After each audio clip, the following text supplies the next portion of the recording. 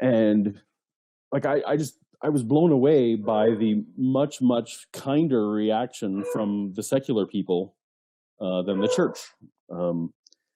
I'm not saying all people in the church obviously are bad and don't exhibit that love of Christ, but I was startled by people I thought were eternally with me who weren't. Right. Yeah. I mean, I can imagine how devastating that would be. I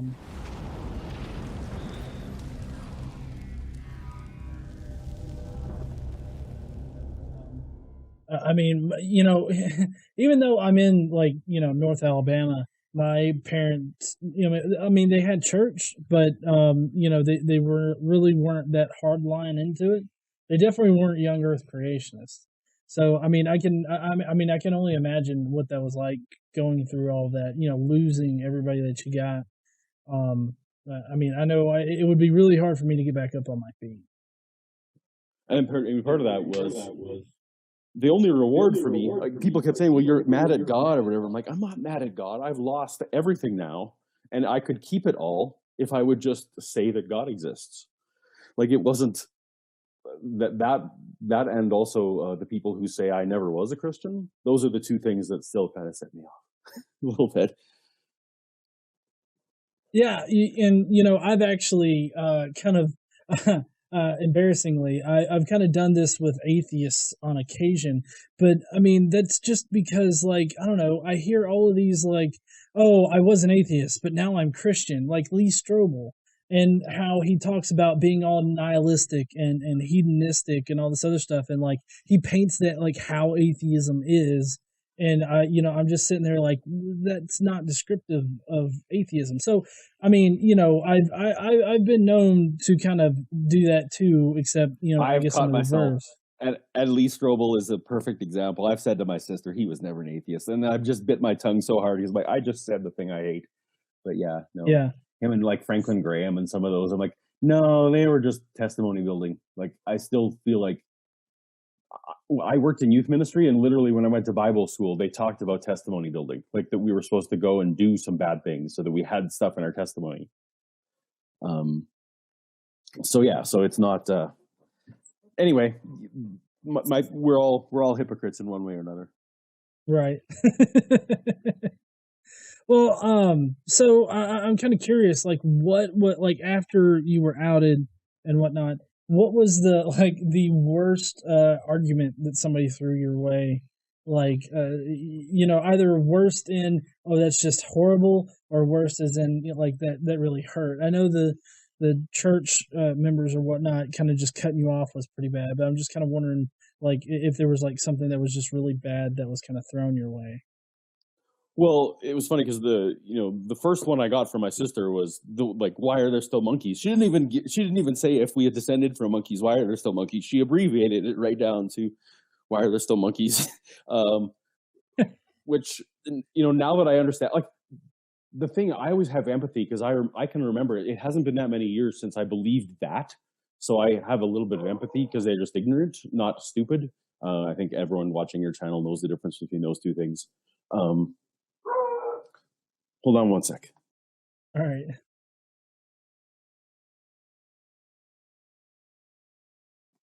Sorry, I was going to get a complaint from my neighbors of my dog. Um,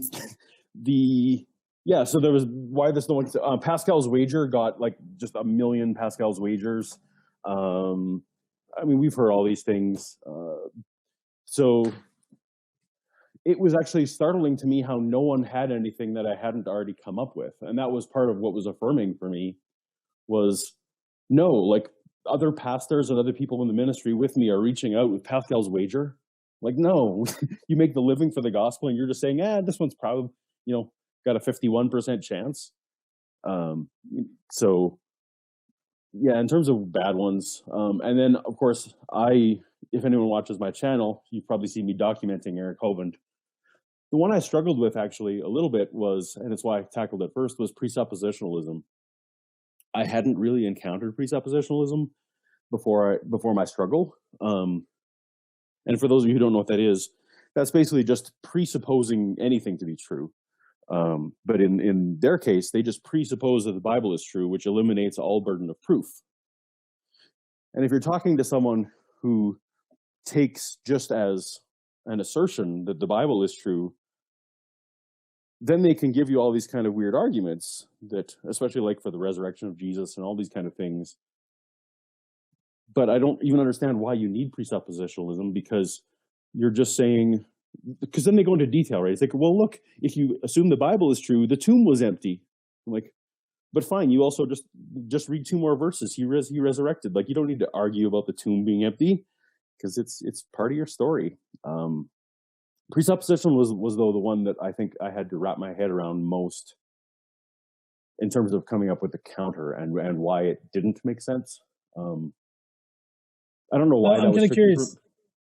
Go ahead. Go ahead. It's just it kind of, for some reason, all the science stuff was very straightforward to me, even though I was very ignorant of science, and everything I've had to learn since then, I feel like I've been catching up. But at least the answers are straightforward. I think that was the one where you look at your Seitan Brugenkates, and it's like, and those people who argue presuppositionally, you know intuitively that their argument is nothing, but trying to put into words why their argument is nothing was a little bit more of a struggle for me.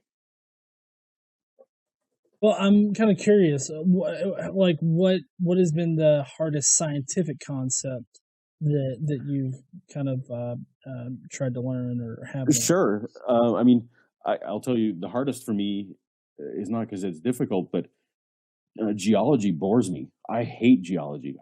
If I hear one more person say Mount St. Helens or obviously the Grand Canyon, it's like, I do not care about this. But that's the one thing, like, you can't argue against young Earth and not verse myself with geology. So just because I find it so bloody boring, that's been the hardest.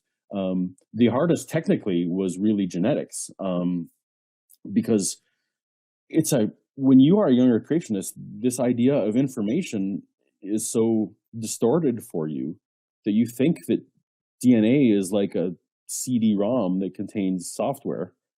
That if that's the model that's in your head, the idea of it's not the fine tuning, but it's really just the idea that information got added, and how do you explain all that? The tipping point for me, one of the great tipping points for me on the accepting that the science was true though, was delving deep into chromosome 2 fusion. Chromosome 2 fusion fascinated me as soon as I figured out what it was. It was very difficult for me to wrap my head around it, but once you get there, and then androgynous, that's what's called, ERVs, androgynous retroviruses, those 2 things for me were like, okay, evolution is 1,000% a fact, because no way God designed, even if you accept common designer, ERVs, for those of you who don't know, that's where a virus infects a cell at some point, and it infects the cell a way that it affects the genetics. But of course, every descendant then carries that defect, even though you don't carry the virus. You carry the scar, as you will, in the DNA. But what you can show is these virus scars now appear well across what people would consider to be kinds. So there are a few of these virus markers that all mammals carry, and even some reptiles. And it's like, well, no, obviously we just, and it's the very reptiles that they believe and they know now with genetic studies that we evolved from. And it's like, well, no way this common designer just put in this same scar on every person's DNA. So those 2 things, while they were incredibly difficult to understand with someone as limited knowledge as I had, were well worth it. And so if you guys want to study 2 fascinating topics, the fusion of chromosome 2 and ERVs are definitely worth it. And I will do videos for those once I feel like I am up to the task of explaining it better than I just did right now. Well, I can't wait for those. I mean, your videos are some of the ones that I try to watch as soon as I can, because I'm a software engineer too, despite what many online trolls would say about me living in my mother's basement. That's what Ken Ham told me to my face. Yeah, sorry, go ahead. Wait, what did Ken Ham say to your face? I don't know if you saw the video that when I actually met Ken Ham. So I was in Kentucky recently, and I met him to my face, and I asked them if they'd ever seen Ham and Egg News. And they laughed, and they had, and they'd seen it. but they didn't recognize me. Like somehow they didn't put two and two together. That the guy asking about him. Anyway, so I said, well, what do you think about the show? And Ken literally said, I'm sure that guy's just sitting in his mother's basement somewhere. And he was staring me eye to eye. And I have it on video, and it's just my favorite thing. But anyway, Well, no, yeah, I think I started watching that one, and I was watching it at work, or not watching, but I was listening to it at work, and then I got pulled away, so I never got back to it. But it's like in my watch queue. But in the end, I got to meet the crew, and I was like it was a weird stalker fan. Like, I hate you people. It's like you're a fan of them at the same time. So it was bizarre. Anyway, well, and no, security it's almost still tackled me. Yeah, well, I mean, it's bizarre for me too, because I'm going to be up in Milwaukee next week, and Thomas Westbrook, Holy Kool-Aid, Yep. he's going to be there. Do you know A Science Enthusiast? I don't. That doesn't ring a bell. Okay, he's got a Facebook page and like a podcast and stuff. But he's going to be there as well. I've several people have messaged the page asking me if I'm going to be there, and they're like, "I'll see you there." And so, I mean, it's always kind of odd. Oh, when you like for fans for yourself. Yeah. Yeah, I have that advantage that I'm a cartoon, so people don't really know. Even though I look pretty much, those of you who've seen me, I pretty much look like that. But anyway, it's my anonymity for a little while longer. Yeah. Well, getting back to the interview though, I'm wondering, like, if you could say something to your younger self that is, starting to question religion or just now coming out of it and realizing that you're an atheist, like, what is the best piece of advice that you can give that person? Yeah, I've thought about this many times. What I would be able, like, if I had a time machine, if I can go back to meet myself, what would I say? Because of course I know myself well enough to know what I would have believed and what I would have listened to. If I'd have like shaken him and laid out all the stuff I now know, probably wouldn't have taken. So I think what I most want to instill in my kids, and what I would most try and pass along to young Paul, would be don't accept things on authority, because that's really was my problem, was that I accepted without question every word said from the pulpit, every word said from my Bible school prof, every word in every commentary that just glossed over things. I just accepted it all because that's how I was raised. To authority is king, authority is everything. And so in a way, it's a weird message of saying be skeptical. But specifically, I think in churches, authority, and you'll see this in like Ken Ham and Eric Hovind stuff, authority of Scripture. They'll use that phrase, authority of Scripture. We're fighting for authority, biblical authority. If you can hammer that in, then you can tell someone anything, and you can sell them anything. So it's beyond skepticism. It's not only don't be skeptical, but listen to what I say and only what I say. It's a brainwashing technique. So I would love to break young Paul even of that, because I think he would have come out of it on his own if he'd have gone that path. And it's weird to talk about myself in third person like that. No, yeah, trust me, I know. But no, yeah, it was great to get to know you tonight there, Paul. Is there anything else that you kind of want to, talk to people about or say anything about?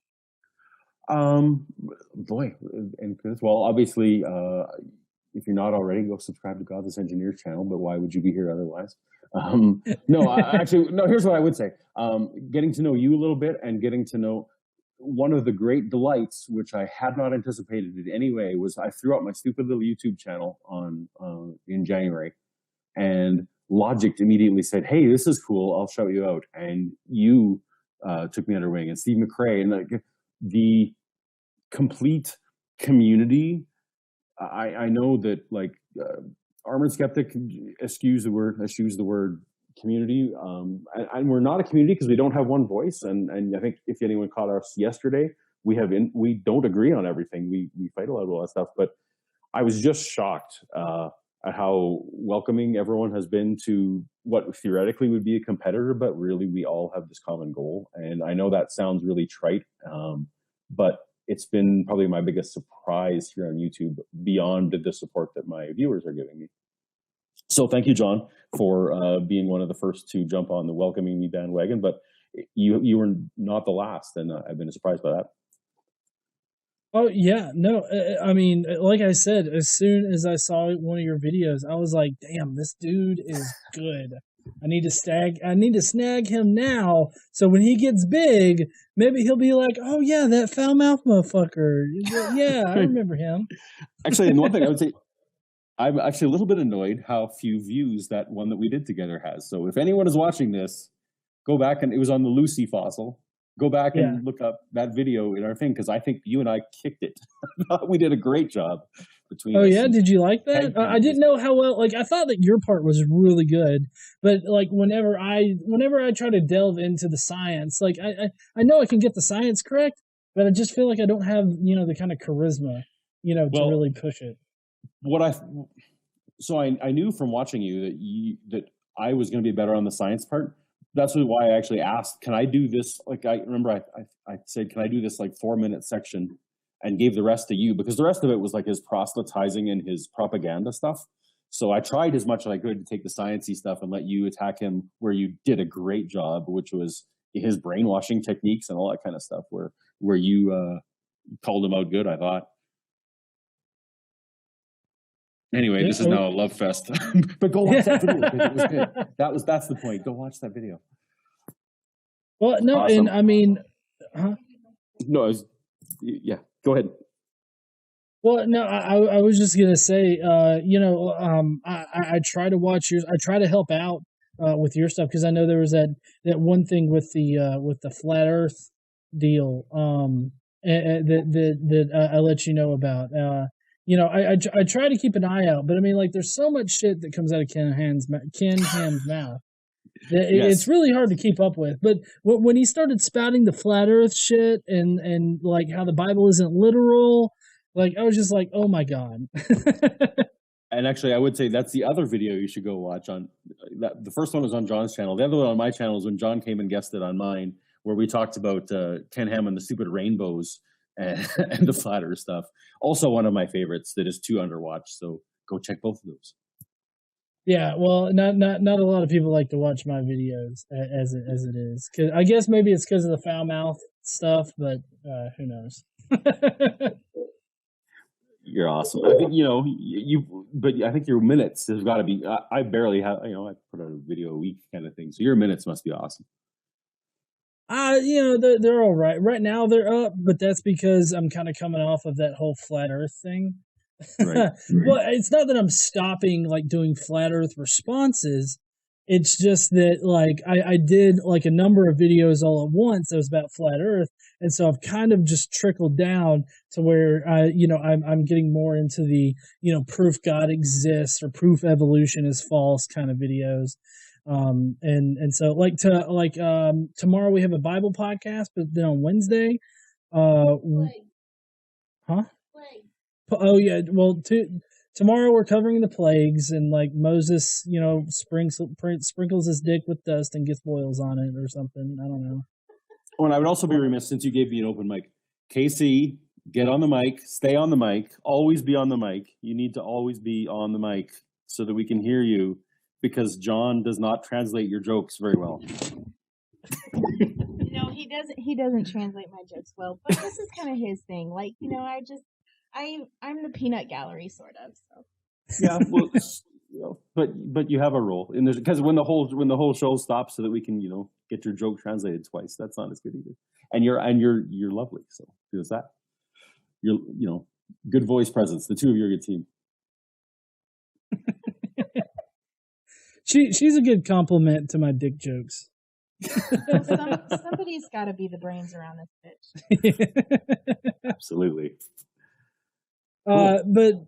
But no, yeah, I really I really love the fact that you've taken off so well and that you're doing so successful, and I'm glad that I could have played at least a little bit of a part in that. I mean, what I try to do here on this channel is create this community of like-minded atheists where we can just laugh at the ridiculousness of religion. And you know, I still have some theists that come on and are like, "Oh yeah, like this is good. You're tearing these people up," and I'm just waiting for the day where they're like, "This is fucking stupid." Well, you also know from me, and I'll plug it here. Your favorite videos of mine are when you interview people. That is by far your other stuff is more popular, but keep interviewing people would be my plea. Oh yeah, I've got I believe Logic is going to be on the channel this week. Awesome. On Thursday is my plan right now. And then I think Friday I'm doing the you know the world's supposed to end on Saturday, right? Oh, that's right. Have you prepared your rapture ratch? Yeah, buckle down my stuff. But yeah, no, the world's supposed to end on Saturday. Apparently there's going to be a virgin in the sky that's sitting atop the moon, and then a serpent's going to come out of her vag or something. I don't know. All based on astrology that they don't believe in. But anyway. Yeah, exactly. It's a Revelation 12 is what it is. I'm gonna be doing a video where I go through Revelation 12, and apparently it's a sign that the world's gonna end on Saturday. Okay. And so I don't know. We've got an expert that's gonna explain it for us, though. All right. So what you're saying is take everything out of my 401ks and put them into cocaine. That's what you're saying? Yes, definitely the cocaine. Perfect. All right. or start selling. I think at one time there was there was some service that you could pay them like monthly or something like that, and when the rapture happened, they would make sure that your pets I heard about that. Oh, yeah. That's right, my poor puppy. Oh. Yeah, that was a really good one, because I mean, you know, people would be concerned. It's like, well, dogs can't go to heaven despite what that movie says. Genius. These moneymaker fuckers are genius. All right. Well, everybody, if you're not subscribed to Paul, I have his page linked up there in the description box. If you want to go there, you could definitely get to any of his videos, or you know, definitely throw him a follow on Facebook and on YouTube. Let him know that you got over there from here. And on the Twitters, the Twitter and things. Twitter, Paulogia 0. Because someone else had Paulogia 0, the original. That's right. Well, thanks for taking an interest in my little story, and I'll continue watching, obviously. Yeah, well, I mean, I'm still going to be doing these interviews, and feel free to recommend somebody that I can do an interview on. And I'm gonna try to get it done. You know, one person I have not been able to do. Armored Skeptic. Oh, like well, I think really you may have ruined that now. Have I? With the whole Milwaukee thing, I don't know. You may have. Yeah, well, I mean, I think that I'll probably be able to see Greg a little bit, but my guess is that he's going to be too. I mean, he's generally too busy. Right. But I also have in mind a few theists that might be good for you, so I'll think about that. Yeah, definitely. You know, there was that Ben Rice series. I don't know if you watched the Ben Rice videos. That was that kid, right? Yeah. Yeah, he was fascinating. Scary, because I saw myself in him a little too much, but yeah. Well, I really appreciate you joining me today, Paulogia. Thank you, sir. You know, I hope that you have a wonderful night, and we're definitely going to try to get your subscription numbers up even a little bit more. Cool. And yeah, I'll see you around. This will not be our last chat. No, I hope not. Everybody that's watching, I hope you heathens have a lovely night. And I guess don't forget to stand up and use your voice. And we will see you heathens later.